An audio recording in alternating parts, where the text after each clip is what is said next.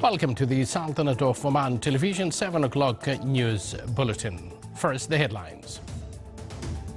Around 400 Yemeni politicians and tribal leaders launched talks in Saudi Arabia on the future of their war-torn country. Syrian forces announced regained parts of Tadmur and Qalamun after clashes with the Daesh group.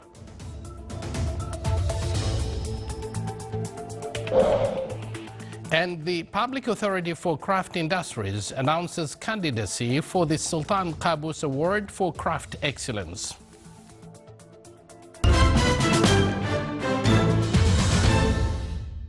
Good evening once again, and thank you for joining us. Those were the headlines, and now the news in details.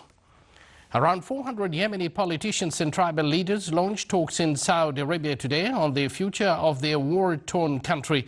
But the Houthi rebels who control the capital and much of northern Yemen are not participating. The meeting came as a 5-day ceasefire that has been repeatedly violated was set to expire. President Abdul Rabbu Mansour Hadi urged a return to the political road map through which Saleh stepped down after more than 3 decades in power following a 2011 Arab Spring-inspired uprising. Saleh's ouster and the road map was backed and overseen by the Six-Nation Gulf Cooperation Council as well as the United Nations and the U.S.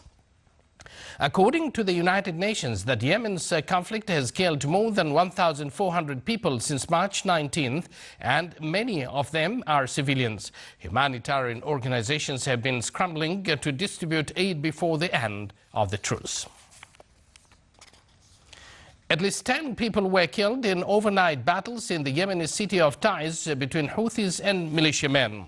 The fighting in Taiz comes despite a 5-day humanitarian truce which began on Tuesday to distribute aid to the millions deprived of food, fuel and medicine by weeks of fighting. Some fighting also took place in the city of Dhalia yesterday, and clashes were underway to a province east of Aden, where local fighters were trying to wrest back the provincial capital Artak from the Houthis. An American State Department official said the U.S. is deeply concerned over Egypt court's decision to seek death penalty for the former President Morsi and sees such trials is inconsistent with rule of law. Cairo Criminal Court sentenced former Egyptian President Mohamed Morsi and more than 100 other defendants to death over 2011 jailbreak charges. The defendants in the case were also convicted on espionage charges for conspiring with Hamas and Hezbollah to help in the escape. A Syrian official said today that the situation is fully under control in Palmyra despite breaches by Daesh militants who pushed into the historic town a day earlier. Syrian opposition activists also confirmed that militants withdrew from a government building they had seized into the northern part of the town yesterday as clashes between the two sides continued. Palmyra is home to one of the most famous World Heritage sites in the Middle East.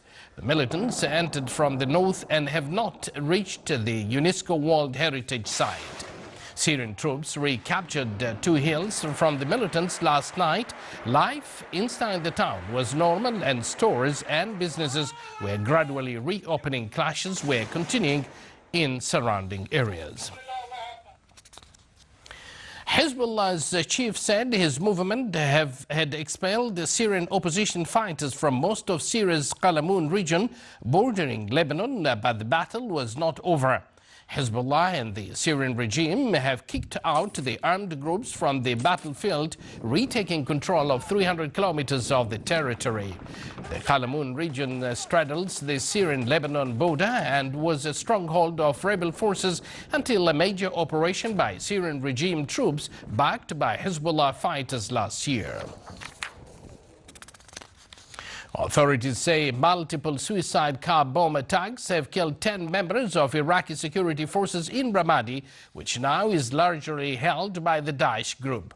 Police and army officials say 4 near-simultaneously bombings targeted police offices defending the Mala'ab district in southern Ramadi, killing 5 and wounding 15. 3 suicide bombers drove the explosive-laden cars into the gate of the Anbar Operation Command, the military headquarters for the province, killing 5 soldiers and wounding 12. Fierce clashes erupted between security forces and Daesh militants following the attacks. A Taliban suicide bomber detonated an explosive packed car near the international airport in Afghanistan's capital today, killing at least 2 people. 18 others were wounded in the attack that appears to have targeted vehicles of the European Union police training mission. A Taliban spokesman claimed responsibility for the attack in a statement posted on Twitter. The insurgents claimed responsibility for the attack on a Kabul guest house last week that left 14 people dead, including 9 foreigners. China's relationship with the U.S. is stable despite tensions in the South China Sea, President Xi Jinping told top American diplomat John Kerry today, adding that the Pacific Ocean is vast enough for both powers. Xi met with Kerry in Beijing as tensions between the two world's biggest economies mount over Chinese island building in strategic but disputed waters. The United States is weighing sending warship and surveillance aircraft within 12 nautical miles of artificial island that Beijing is building in the South China Sea. Such a deployment could lead to a standoff on the high seas in an area home to vital global shipping lanes. Beijing regards almost the whole of the South China Sea as its own, and satellite images show China is rapidly building an airstrip on an artificial island in the Spratly archipelago, which is also claimed in whole or part of U.S. ally the Philippines and Vietnam, among others. You're watching the Sultanate of Oman television, and still to come in our news bulletin. In the 1970s, Toyota Motors gained a reputation for taking care of all aspects of its employees' lives.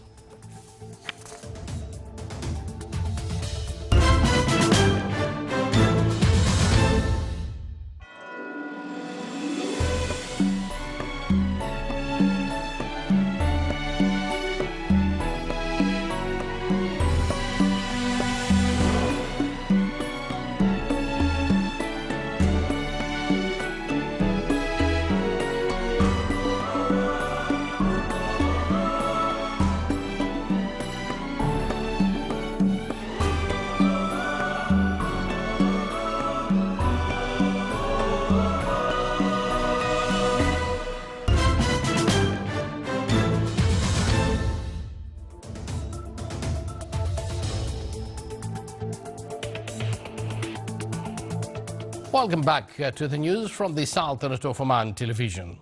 Here in the Sultanate, the Public Authority for Craft Industries announced its candidacy for the Sultan Qaboos Award for Craft Excellence in its 4th round. The authority declared that the competition in this round will continue until the 18th of August in the fields of handicrafts production and projects. This reward aims to encourage the excelled craftsmen who attained achievements and innovations in the craft fields.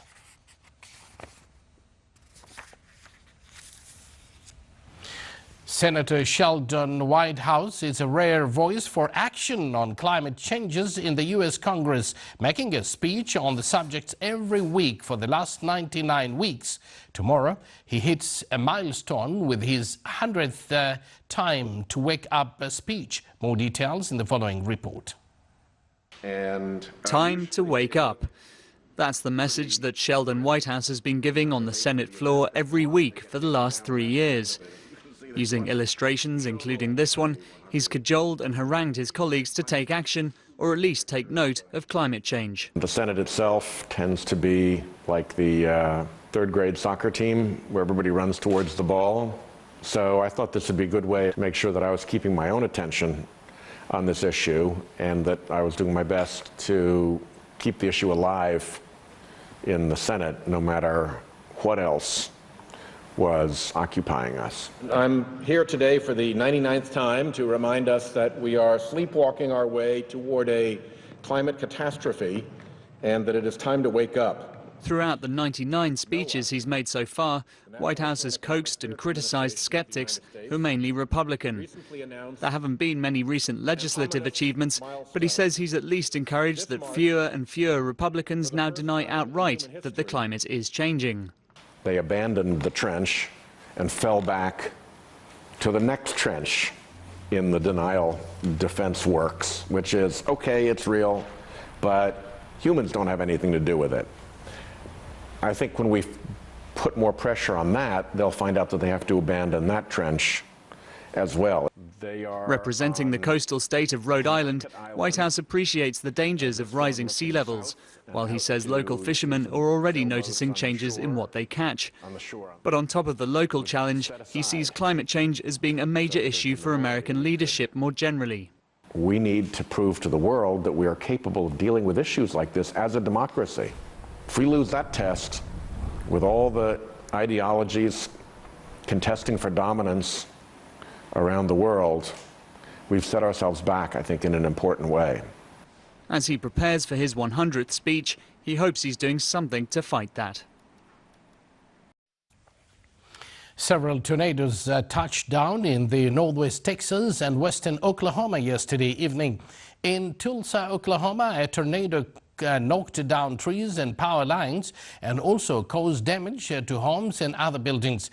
The twisters that swept down to the ground in the Texas and in Oklahoma in the early part of the evening landed in areas that were not highly populated. Spokeswomen for the Storm Prediction Center of the National Weather Services said a tornado that hit the city of Van, Texas, killed 2 people and caused $40 million in damage. About 90 houses were destroyed in the town, which has a population of 2,500.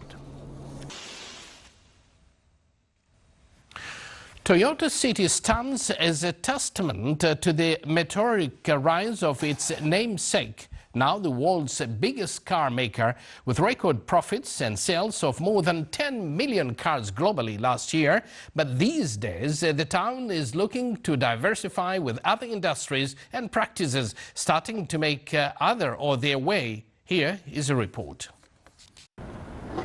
You could call him Mr. Toyota. He drives a Toyota, works for a Toyota subsidiary, and lives in a place called Toyota City. In the 1970s, the company gained a reputation for taking care of all aspects of its employees' lives. It's a mindset that still exists, though these days some of the focus is geared towards green energy. At his home equipped with solar panels, Tomohiko keeps a close eye on electrical consumption. With the others on the estate, we talk a lot about energy. We talk about rising bills. When it rains for a few days in a row, we don't generate much electricity, and it's much like living in a normal house. So we talk a lot about the weather. Car sharing and electric vehicles are nothing new, but in its namesake city, the Japanese giant is road testing a fresh concept. This mobile app tells users the fastest and most ecologically sound way to get from point A to point B.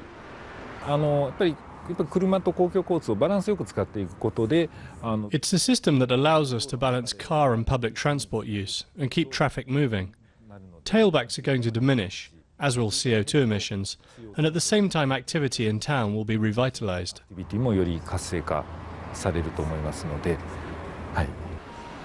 Once known as Koromo, it became Toyota City or Town half a century ago when the car production lines multiplied. Home to some 420,000 people, the auto industry is still a big player with 10 factories in the area. But according to the mayor, there's more to the city than just cars. Don't forget 70% of the town is forest. We're the biggest rice producers in Aichi Prefecture. We also harvest grapes and pears. It's true that we're a car city, but that's not the whole story. Toyota City has several faces, some of which are masked by the car. Yet, with 40% of the workforce employed by Toyota and its subsidiaries, it would appear that the image of the city and the automaker are for now still inseparable.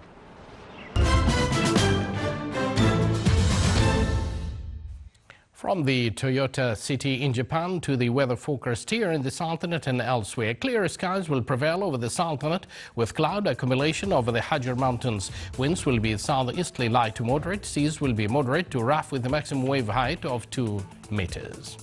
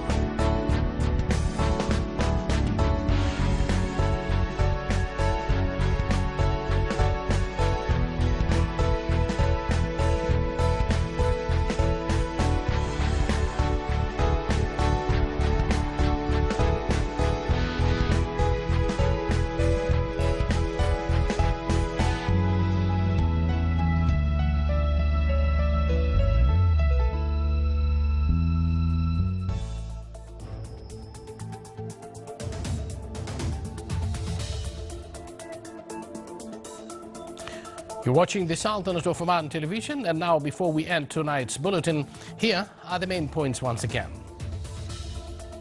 Around 400 Yemeni politicians and tribal leaders launched talks in Saudi Arabia on the future of their war-torn country.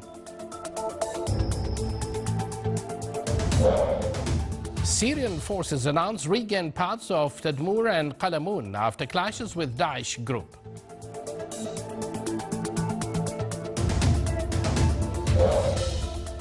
The Public Authority for Craft Industries announces candidacy for the Sultan Qaboos Award for Craft Excellence. And with that, we come to the end of tonight's news bulletin. From all of us here in the newsroom and the studios, it's good night.